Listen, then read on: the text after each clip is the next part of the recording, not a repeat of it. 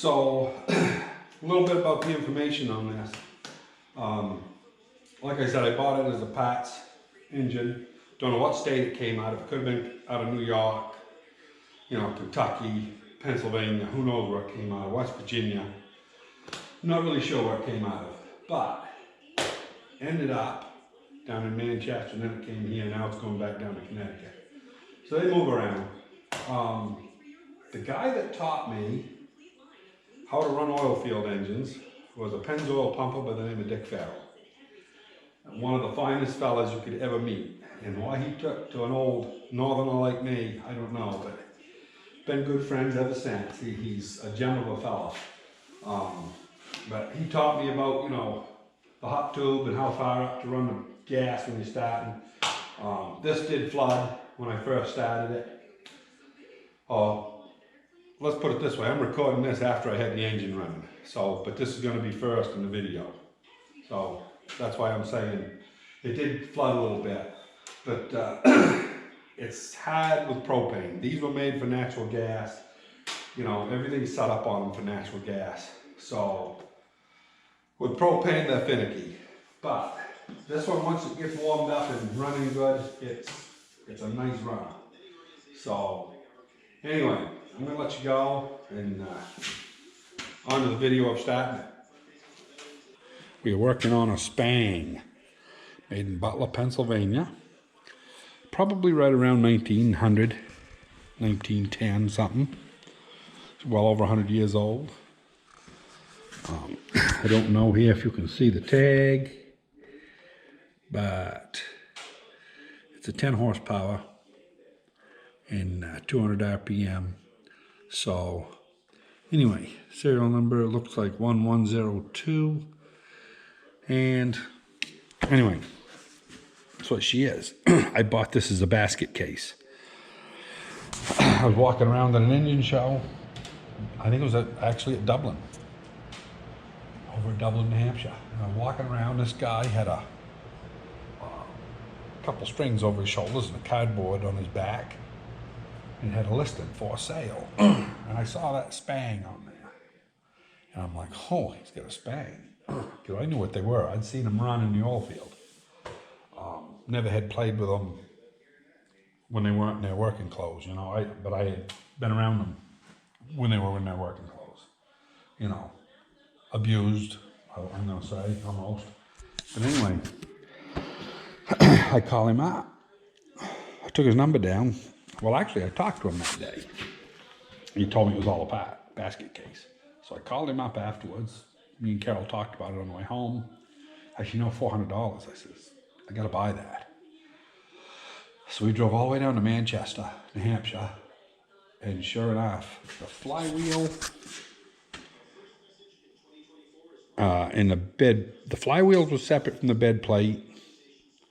And I'm pretty sure the cylinder was off the bed plate, but I'm not positive of that. That might have been bolted together here, but I'm not sure. But anyway, basically, he picked up all the pieces with a forklift, set them on the back of the truck. I got everything but the manifold. That's not the original manifold. That's a homemade deal. But he had the original, you know, throttle set up right from when it was in the engine house. And it was kind of funny because this is red, yeah, I want to call it red lead. This is leaded orange paint, and this had original orange paint on it. This had orange paint on it, and all of these nuts, if you scrape down on the dirt a little bit, they got orange on them. So somebody in the engine house had kind of played around a little bit when they kept it painted up and stuff. But I had everything on it except for that. The oiler I had to come up with myself, which I had a bunch. This here, a friend of mine had a bunch of them cast, and he gave it to me. And he also gave me the 2 covers, which were missing on this. Because these have chain lubricators. They're a nice engine. And probably ought to take that out of there. I don't even know what that's for. Just a piece of copper pipe, I guess I threw in there. You never know what you're going to find. So Anyway, it is free. It's been undercover. So, no, my dubbers hadn't been into that. That's lucky. Usually everything is filled full of mud daubers, but we are going to get into this. I don't know if you can see in there, but that is right full of mud daubers. So I just unhooked this. We'll take these 2 bolts out. This one here actually will move a little bit by hand, but I'll wrench them out and show it to you when we get back. Now I just took my 2 bolts out. Let's see what that hot tube looks like. See what kind of a mess we got. Yeah, quite a mess. Gotta clean that off. That's supposed to be hollow right up through. You can just see on the edge a little bit. But we'll clean her out here, see what's in it. And let's see what she looks like.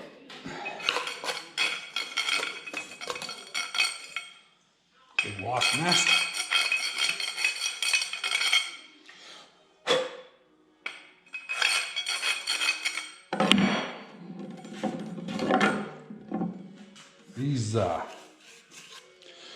These cannot have spider webs in them. If they have a spider web in them, it will frig them out big time. They just won't run right.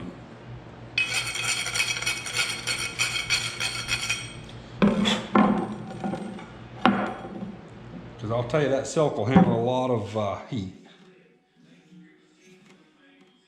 I think that's good. I'm going to get the air and blow her out. Now let's see here. Get this thing cleaned off. A little sooted out from the last time I run it.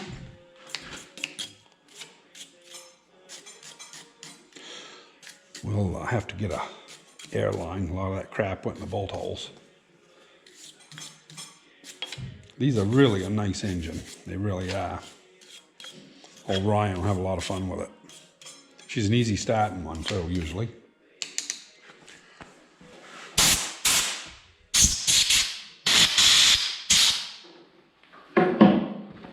Okay.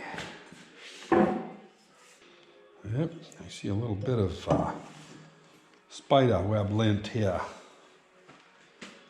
I might have to take this burner apart a little further. Yeah, I'm going to have to, because I guess I'll go put it in the vise. I'll be back. Okay, we're here working on this 10-horse Spang. Just wanted to show you kind of how this is all set up.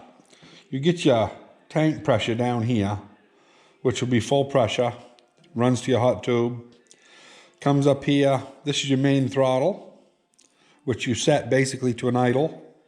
And then this here's your telegraph wheel, which a couple wraps around with a wire, and it goes out to your big wheel out on derrick. And I was just trying to think here. I don't think I have a telegraph wheel. I think I gave it away to somebody. I did have one at one time. But anyway, that's how this works. I've got the back intake covered up with a oil barrel bung. So now you should be able to hear that intake working. Yeah, a little bit.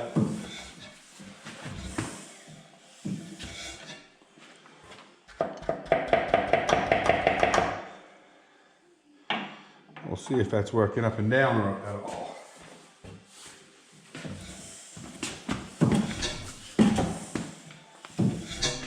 Yeah, it's moving, but not hard enough to see it.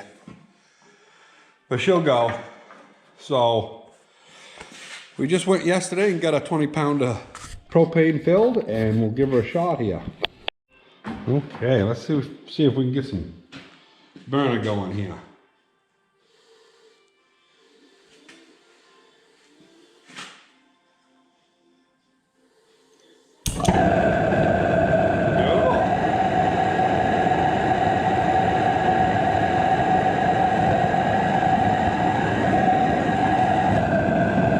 Pretty good burn.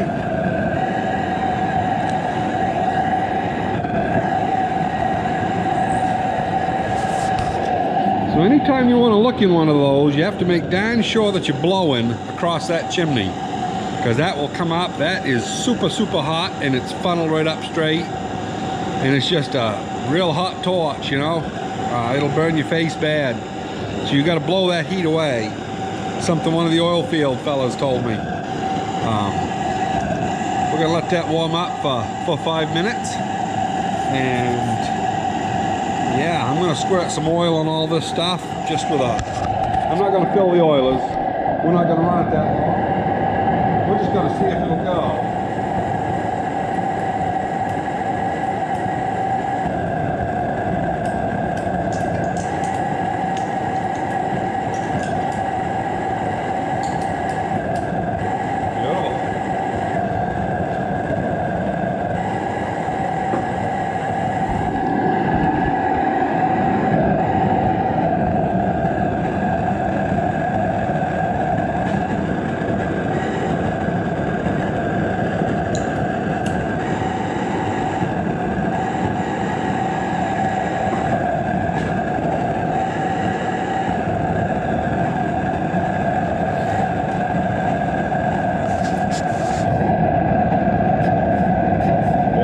The other side.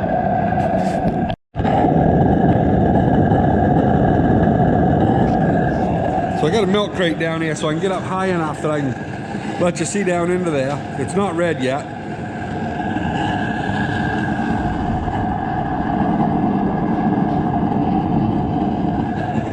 Gotta be careful, I'm melting my camera. It's pretty hot on my hands. So we're gonna let that get hot. Then we're gonna put some gas on. We'll light the flame right here. We'll run about well, the width of the cylinder plus a little more, probably about the top of this pipe. And that should be enough fuel to run it. But we'll light it to get a gauge on how much pressure and whatnot.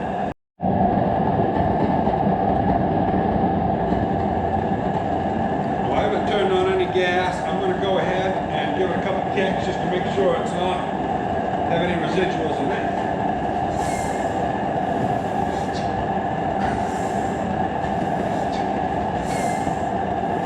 Doesn't appear to.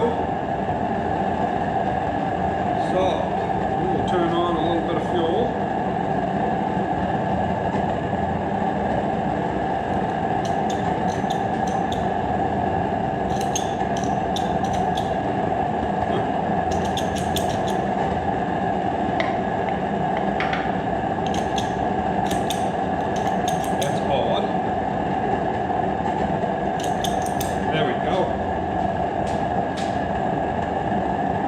Turn that valve back.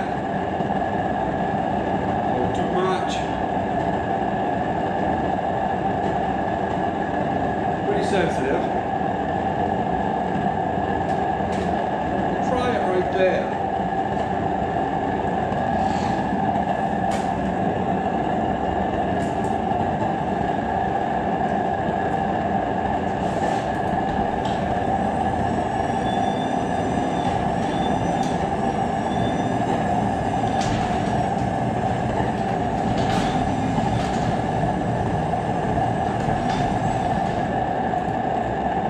About 35 degrees out, so it's not bad. Okay, let's try that.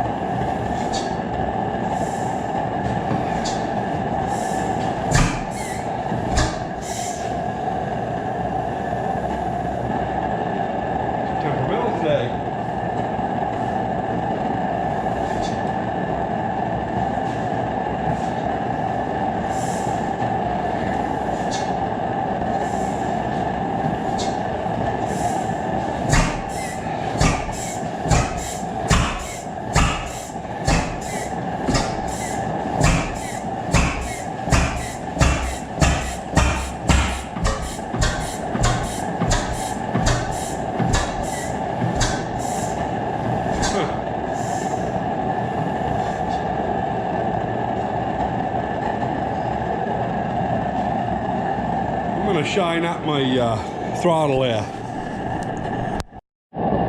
Okay.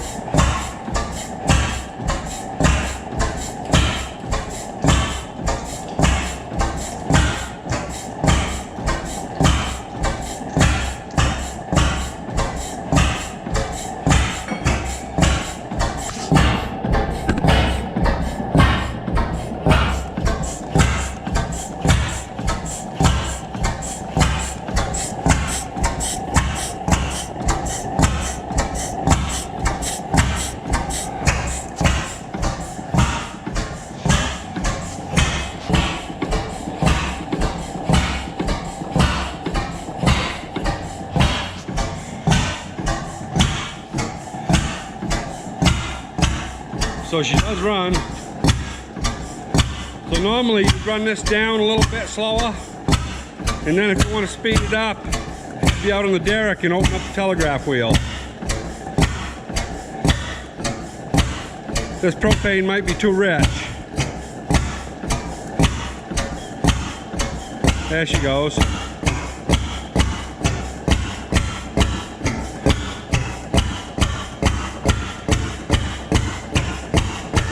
And then when you get done doing your pulling, you just go ahead and shut that off and it'll come back to an idle. So that's a real nice feature. Not many of them have that at the shows. This was the original one, came on the engine. Pretty nice piece. I'm gonna shut it off, I got no water in it. So, yeah.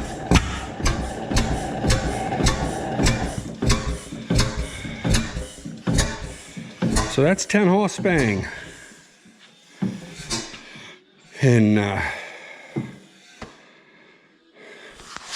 think the rings were a little dry in it, because normally it starts real easy. But this does not have an accumulator tank. My other engine out there, the half-breed, has an accumulator tank, and it makes it so much easier to start because it doesn't want to flood. This is off. I got a higher spring in there, and yeah, it's sensitive, but it runs good. So anyway, guys, that's all this video is going to be. Just starting the Spang. I know there's a lot of kicking, but yeah, it does go. And like I say, Ryan's going to end up with this baby. He can have it in his garage. He'll keep it under cover. He'll keep it all dolled up. He'll be the next caretaker of it. So take care, everybody.